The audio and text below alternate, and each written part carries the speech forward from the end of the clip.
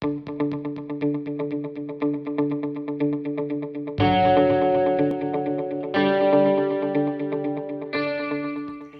so life-changing tip number one is to increase your fruits and veggies, start juicing, and decrease the fat. So I know a lot of this goes against conventional advice, so let's explore this. Glucose is the number one preferred source of energy for all the cells in the body. And when people go on the higher fat, lower carb diets where they're barely eating any fruit, they are supposedly using ketones for energy where they're going into ketosis, but you have to be eating really, I don't think that you can eat any fruit really, or very minimal fruit and go into ketosis. So it's not necessarily ketones people are using for energy. What happens is when the glucose is low, the adrenals will get called in to produce adrenaline. And it is this adrenaline that feeds the body and gives it energy, but that is not a good source of energy. Adrenaline, our own adrenaline, is corrosive and it can make chronic conditions worse. So not only that, it also really fatigues the adrenal glands. And over time, a lot of people will develop adrenal insufficiency because of this. So glucose in the form of fruit, not in the form of processed sugar in any way. I'm only advocating here for fruit. We're talking about increasing your fruit and your veggies. And veggies also have mineral salts, which is really important for the adrenal glands as well as glucose is, and the central nervous system. It runs on those mineral salts, which is found in a lot of vegetables. So we're talking about increasing our fruits and vegetables, and especially our leafy greens. And if you do that, you will see a big difference. And so the second thing that I mentioned was to start juicing. You know, our world is so incredibly toxic. We are exposed to so many environmental toxins every single day, even just in our homes with the off-gassing of the materials in our home from the fire retardants and the fungicides and just the materials themselves. There are so many VOCs. I could talk forever about this. So one thing that is really helpful is juicing for this. Our soil is also really devoid of nutrients, especially zinc. And so when we juice, we are getting all of these nutrients. And when we drink just the juice and not eating the whole fruit with the fiber in it, where the body has to separate out these things from the fiber, we are getting just straight delivery of so many phytonutrients and antioxidants, and it's so incredibly hydrating. So juicing is a great way to really upgrade your health. And one thing in particular I'd like to bring your attention to when it comes to juicing is this celery juice movement that was made popular by Anthony William, the medical medium. I've been doing celery juice for over 2.5 years, and I feel fantastic with adding celery juice to my daily routine. It's just become like a staple for me every morning. I absolutely love it. But it's really important when you start doing celery juice to do just plain celery juice. Don't add anything to it. Do it first thing in the morning on an empty stomach. You can do lemon water first before that. Just make sure you wait 15 or 20 minutes before you do celery juice. And then also wait 15 or 20 minutes until you have your breakfast or your next meal. And if that breakfast is made of fruit, all the better. So that's the second thing, to start juicing.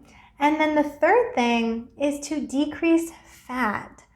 So this especially goes against a lot of conventional advice right now because, we've heard so much that fat is good, and fat is good. We need these omega-3s and we need these good fats that are in seeds and nuts, but we eat entirely too much fat, just as a species or as a community. We eat too much fat. So, our livers are paying for this high fat diet. when we continually eat higher fat and higher protein, and anytime you're eating protein, you're also eating fat, especially if it's from an animal source. So, when we're constantly getting that influx of higher fat, what can happen is it prompts our gallbladder to continually put out more bile. And the more that we eat that and the more that process happens, that process tires out because it really wasn't meant to do that first thing in the morning and so many times during the day. Like I used to feed myself that. I used to do this, really. So the gallbladder and the liver get tired of doing that. And then so the hydrochloric acid in the stomach has to start taking over to digest these fats and proteins. And because the body really doesn't want those to get into the small intestines. So then after a while, your hydrochloric acid starts to wane and it's not producing as much. So here, now we have a digestive system that is not getting a lot of bile. It's not getting nearly enough. It's not necessarily getting high quality bile either. And it's also getting low stomach acid to help digest all of this stuff. So then what happens is we have these undigested fats and proteins getting into the gut. And that is a recipe for gas, bloating, constipation, so many gut things. It's a recipe for SIBO because these undigested fats and proteins are perfect food for different bacteria, pathogenic bacteria that makes its home in the gut. Let's clarify this concept a little bit. Consuming a high-fat diet over time, plus combined with a struggling and toxic liver, which many of us has because of all the environmental toxins we come into contact with. And this decreases the strength and the amount of bile the body produces, which is essential for properly breaking down fats. And so this forces the stomach to take over and produce more stomach acid to compensate for the sucky bile. So then when we don't have enough bile, we don't have enough stomach acid, fats and proteins are not getting properly digested. And stomach acid is not killing pathogens that come in through our stomach. And so this allows the pathogens and the undigested fats and proteins to make their way into the small intestine. And these undigested fats and proteins are perfect foods for these pathogens, allowing them to thrive. So between the two of them, this can cause gas, bloating, constipation, SIBO, leaky gut, and IBS. So decreasing our fat will help the liver and gallbladder recover where it can produce better bile. And then if you're doing celery juice, the celery juice will help the stomach start producing better and more, or just more stomach acid. So then you're starting to make an environment now for your body where it will digest fats and proteins better and digest everything better, really. So if you have anything going on with your gut or really anything at all, this will really, really help.